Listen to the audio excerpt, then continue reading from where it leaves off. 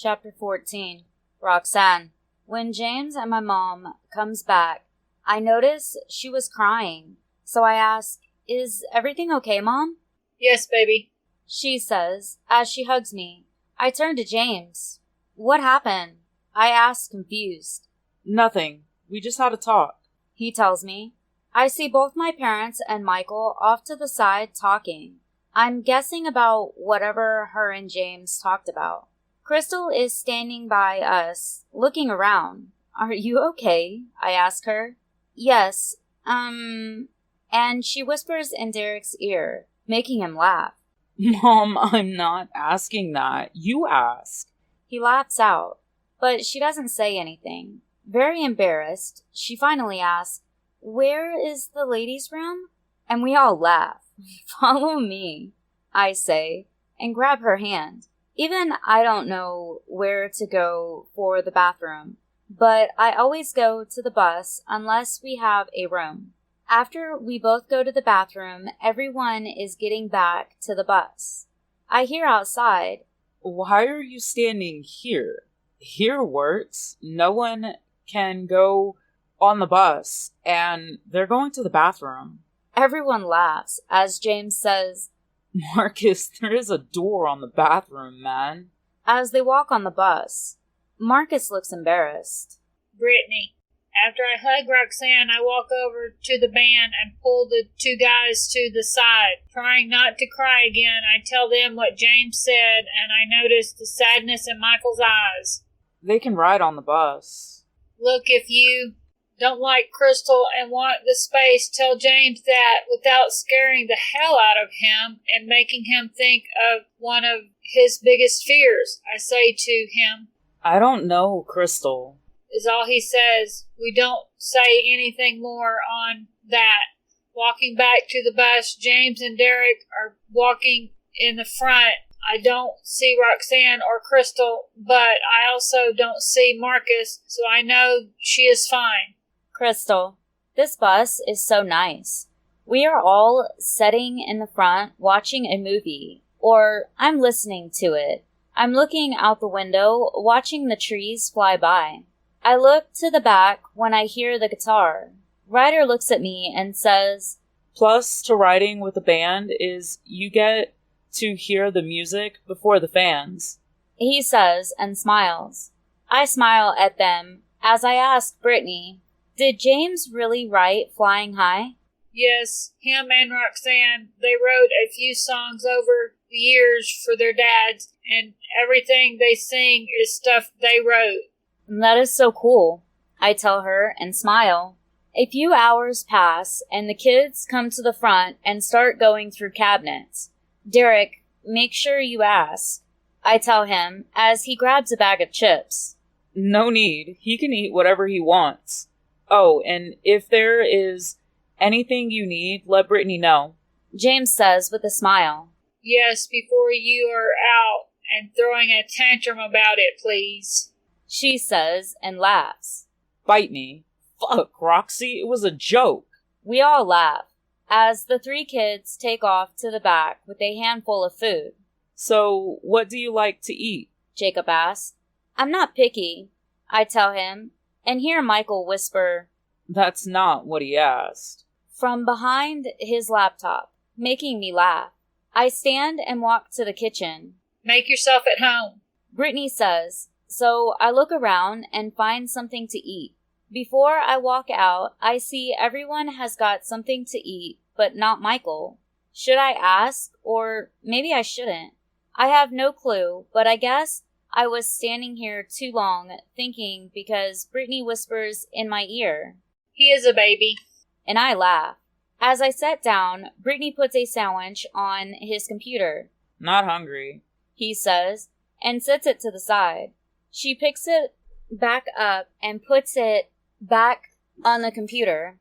"Just eat it, man. You won't win," Chris says. "Do I need to feed you like a baby?" Jacob says in a baby voice, and I laugh so hard. I haven't taken a bite of my own sandwich, so I wrap it back up. "What are you doing?" Ryder asks.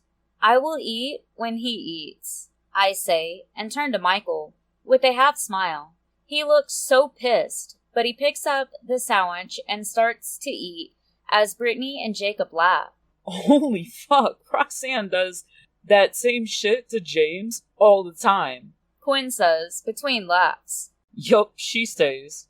Jacob says to Michael, and I smile, then start to eat. Derek, in the room with James and Roxanne, we are having so much fun. I am worried about my mom, though, until I hear laughing from the front. I learn a few more songs, and we finish eating. I am so tired, so I ask, hey man, where do I sleep? No clue. Let's go ask. Roxanne says, and we stand. Where do y'all sleep? I ask them, and we stop by a bunk. This is our bunk, James says, and I smile. In the front, James asks, we are tired, so how are we doing the sleeping so Derek knows where he can lay? Michael speaks up. Jacob and Brittany are in the room tonight, so you can have their bunk if you want, and Crystal can sleep in my bunk. I'm just going to sleep on the couch. Roxanne grabs my arm. This way, she says, and we walk to the bunks. She stops by the bunk that is next to theirs and starts fixing the bed, taking the blanket and pillow to the room, then grabbing a set out of what I guess is a small closet. So where is my mom sleeping? I ask James, and he pulls the curtain back to the bunk above his bed. Wait, y'all sleep with her parents next to y'all and your dad above y'all? I ask and smile. Yup, James says. Are all the tour buses this way? I ask. Not sure. I have never been on one before. No, they had this one customized. The other bus was their first bus. It has 12 bunks, a smaller bathroom, no closet, and where we have a bedroom, that bus, it is another sitting spot. After Roxanne fixes the bed, I say my thanks and lay down. James. After about an hour, I hear a whisper. Derek. So I open my curtain. I think he has already went to sleep. I whisper. I don't want to wake Roxanne. I have just been laying here watching her sleep. Where do I sleep? Crystal whispers, and I point to the bunk above me. Thanks. Where is Derek? She asks, and I point to the wall behind my head. Thanks, sweetie. She says, and climbs in the bunk. I just smile. The next morning, I wake up to find Roxanne gone, but she does wake up earlier than me too. In the front, I see my coffee on the counter, so I grab it and drink it with a smile. Sitting at the table, I see Roxanne working on schoolwork. Brittany is talking to Crystal about school stuff. Quinn, Ryder, and Chris are on the game. Where is Dad and Jacob? I ask. In the room, I think. Brittany says, and I laugh. What? She asks, looking at me. We are on the road. Where else could they be if they're not in here or in the bunks? I laugh out, making everyone laugh as Brittany adds, You asked the stupid question. I just turn and walk to the room. The door is closed, so I lean on it to see if I can hear them. I don't know, is all I hear my dad say, and I pound on the door. Ah! They yell, and I run to the front laughing. You little fucker! My dad yells out. How do you know it was me? I say, trying to sound innocent. Because no one else tries to give us all heart attacks all the time, Jacob says, with his hands still on his chest. I just laugh and stick out my tongue. We only have 2 shows in Florida, so we are just staying on the bus. But we do need to meet Patrick. As we walk to the dressing room that we get while we are waiting on our turn, Patrick comes in and talks with Crystal and Derek. After some time of talking and some papers are signed, I stand up and shake Derek's hand. You are officially part of Faith Allen now. As Crystal starts to cry, I turn to Brittany and she says with a laugh, It's a mother thing. So I just brush it off and sit back down. Brittany, after the guys' show, we all walked to the bus to call it a night. Max ordered us pizza to eat, so that will be great. I haven't seen the kids since they left the stage, so I guess they are on the bus. Walking on the bus, Marcus and Derek are playing cards. Where are the other two? I ask, and Derek looks up. They were tired, so they went to lay down. Derek says, and both boys laugh. I'll just go tell them we have pizza for dinner, but before I get to the door, Derek jumps up and says, They are tired, so can they just sleep? They ate before they laid down, so they're not hungry anyways. I look around, and the others look just as confused as I feel. Just let them sleep. If they're hungry, they will eat later. Michael says, We're all on this bus, and I don't know about the rest of you, but I don't want to listen to them two in bad moods, yelling. I think we have all had enough of that. Quinn says. Plus, we have new people with us. Ryder adds, Okay, fine then, I finally say, and sit down. James, after the show, we decided to come to the bus. Sitting here, we are goofing off. Marcus and Derek wanted to play cards, so me and Roxy came to the room to work on a new song. How do you do that? Roxy asked, trying to follow me on the guitar. Come here, I tell her, moving my guitar. She sits on my lap, and I show her how to play the note. She won't sit still, and I think she is doing this on purpose. Having fun? I whisper in her ear and kiss her neck. Yes, I am, Roxy says, and smiles. If you keep doing that, you are going to get me turned on, I say. I'm not doing anything, she teases. And fuck, I'm getting hard. This is so hot. Bullshit, baby. You know what you are doing, I tell her, and wrap my arms around her. What? Do you not like it? Hell yes, I do, I say, as I start to rub her breast. Her head falls back on my shoulder as she moans. I grab her guitar and lean it by the bed to get it out of the way. Then I part my girl's legs and start to rub her sex. I am so turned on just by touching her. Ugh, James, she pants out. Is that what you want? I ask, and I really want her to say yes. I don't get an answer, but she does start to kiss me. I hold her tight as I spin us around to lay her on the bed, making her laugh. I kick off my shoes and crawl over her to kiss her again.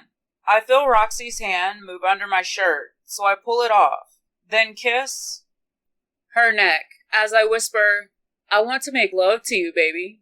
I want that too, James. She whispers back, and I lose my mind.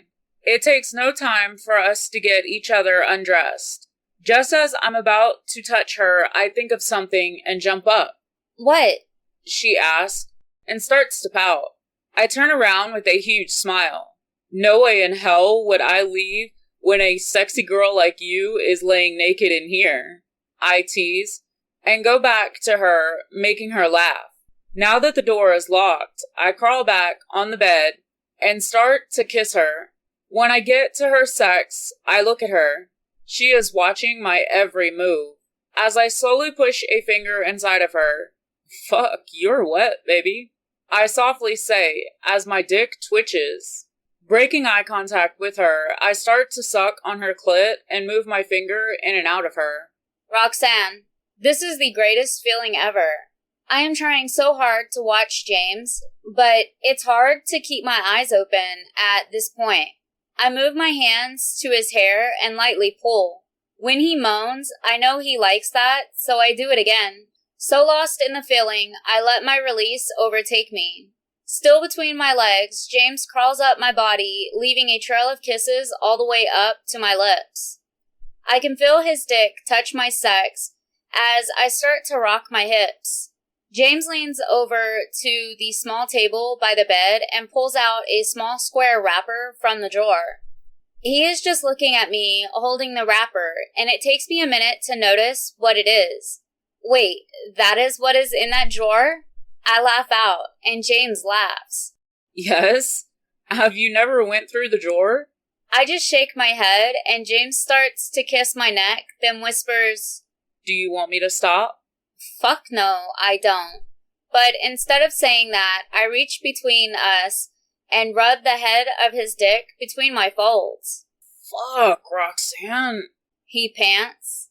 "That is what I want," I say. He leans up onto his knees and slides the condom on. I'm watching his every move.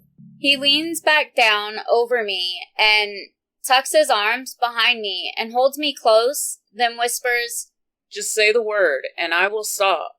He says softly, then kisses my ear as he slowly enters me. This hurts, but I know the pain doesn't last. "James."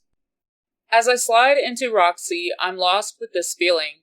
I remember my mom said a girl's first time hurts at first. So, as hard as it is to just stay like this, holding her, I don't want to hurt her. I can feel by the sting on my back. I may have marks from her nails tomorrow, but fuck, this is so worth it.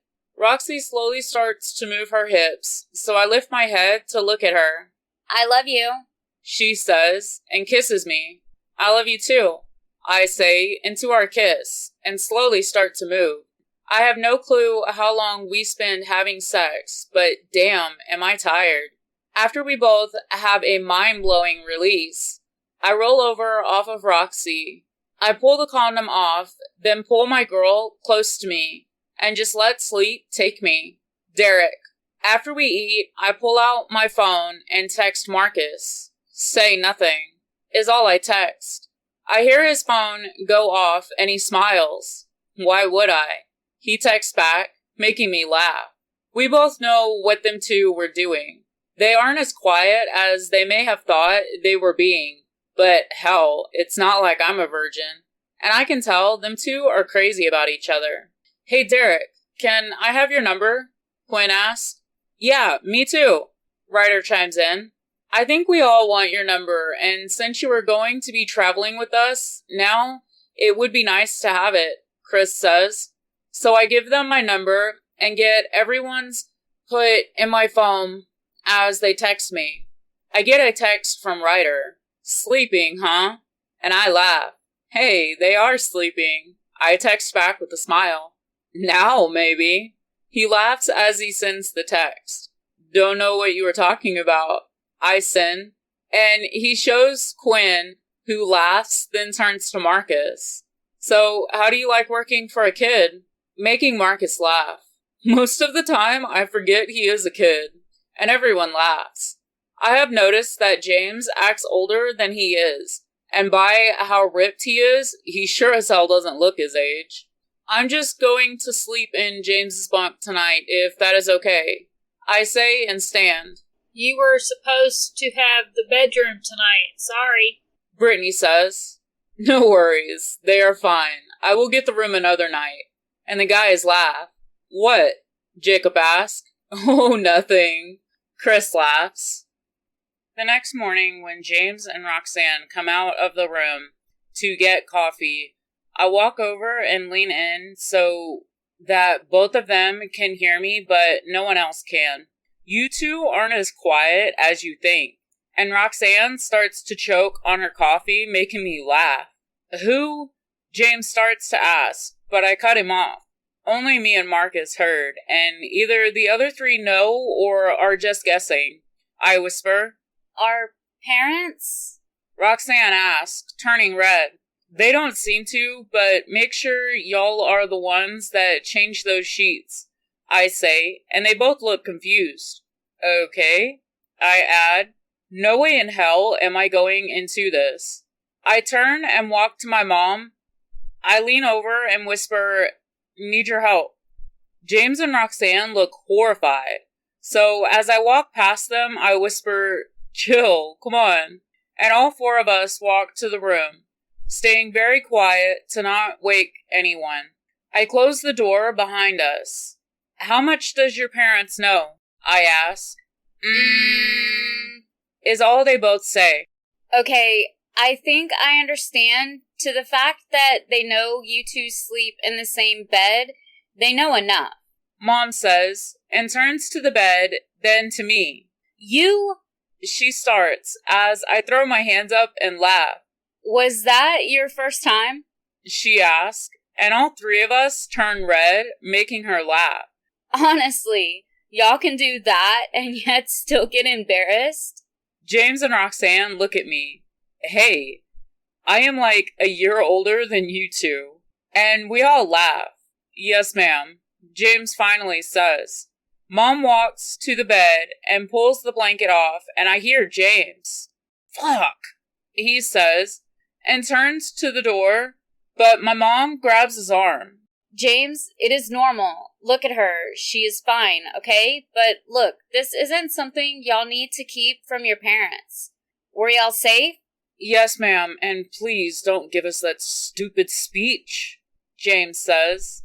Mom laughs. No, I'm not. I just wanted to make sure, okay? Now, I will help with this, she says, and starts to take the sheets off the bed. But it is up to you two to tell your parents, okay? Yes, ma'am. Thanks. Roxanne says, very shy. Can you put new sheets on here and I will take these to the trash? She asks Roxanne. Yes, ma'am, I can. And they both leave the room. Okay, I love your mom, James says, and I laugh. After we help Roxanne make the bed, we go to the front and sit down. I have a question, if you don't mind me asking, James. Mom says, and we all look at her. Go ahead. Those pictures on your father's bunk, is that your mother? And I see his head drop.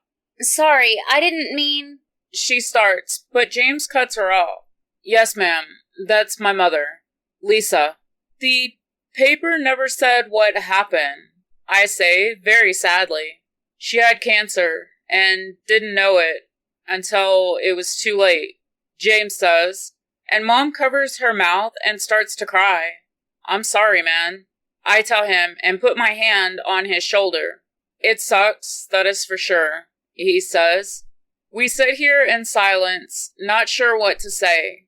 I zone out, looking out the window. I feel so bad for them. I don't know what I would do without my mom. Looking over at her, I see she is trying to hide the tears. I move over to sit by her. Leaning my head on her shoulder, I whisper, I love you. Smiling at me, she whispers, I love you, baby. Then looks over to James. He is looking out the window as Roxanne walks to the kitchen. Walking back over to James, she quietly says, Your coffee, prick. Making me laugh. James takes it from her with a smile as he says, I love you, bitch. I love you too, she says, and sits next to him as her parents walk up front. Are you two hungry? Brittany asks. James shakes his head, but Roxanne laughs and says, Yes, very. You both missed pizza last night. Jacob laughs as James looks at him. Is there any left? He asks as Brittany laughs. Yes, I will heat it up for you. After everyone is done with eating, we pull out the computers and take over the bedroom playing the game.